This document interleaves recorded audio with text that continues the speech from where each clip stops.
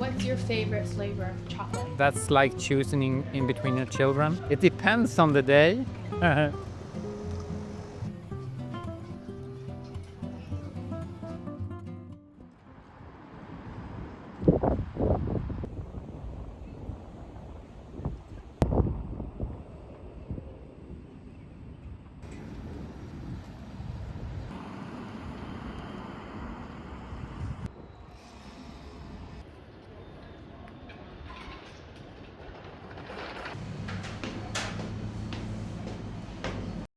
We started in 1997. It was a lot of coincidences, but I've been a pastry chef for all my working life. I've been working in different places around Sweden, and I've always thought that chocolate is very interesting. Such a nice material to work with. You can do everything from the smallest praline to the largest showpieces and everything in between.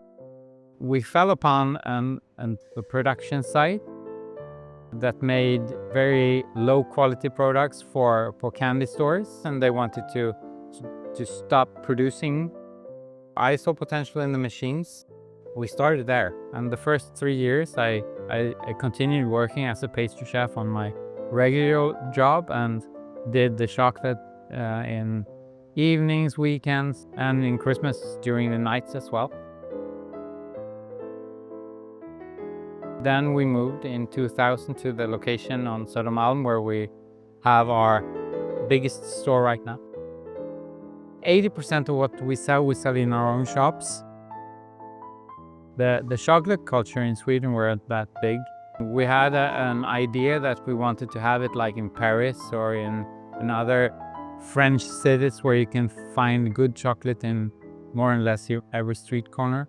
What's your favorite flavor of chocolate?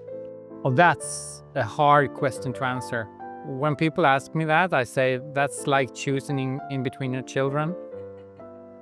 It depends on the day. When it's warm and spring or summer, and so I prefer a fruitier flavor, and in autumn and in winter, darker and more cozy flavors. So this is our ice cream room. We pasteurize the base here and then we freeze it in this machine. Here is a little bit of the assortment that we have for the moment. I have to ask again, what's your favorite flavor of ice cream? I think the dulce, that's a special chocolate with a caramel swirl inside, and lemon and ginger.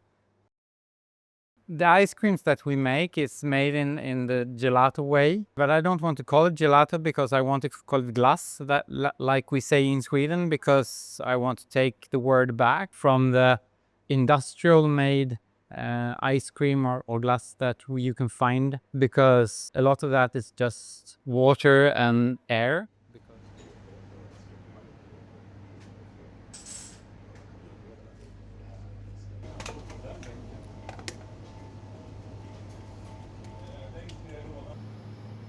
When I create the flavors and the sizes of them, it needs to look good in the display. And then when we take them to the box, we need to have them to fit so they don't fly around when people put them in the bags and so on. Of course, I think about the flavors as well.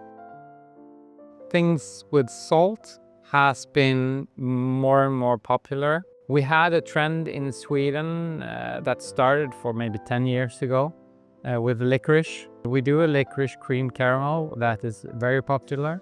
But other things containing salt, like we have the salted caramel as well, and that's also very popular. It goes in trends.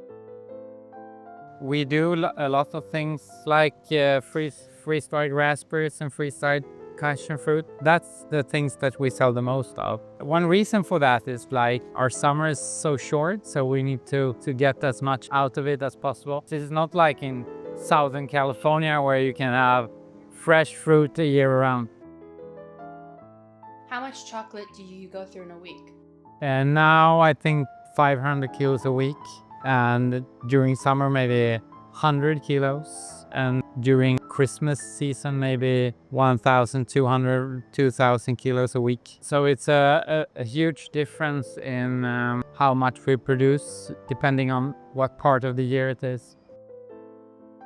So how do you paint these chocolates? You paint the mold first by hand and then you airbrush. So in this one you have 3 different colors that we splat inside, and then we airbrush with the Jello. Then we cover the mold with white chocolate and pour it out so it's just a thin layer left.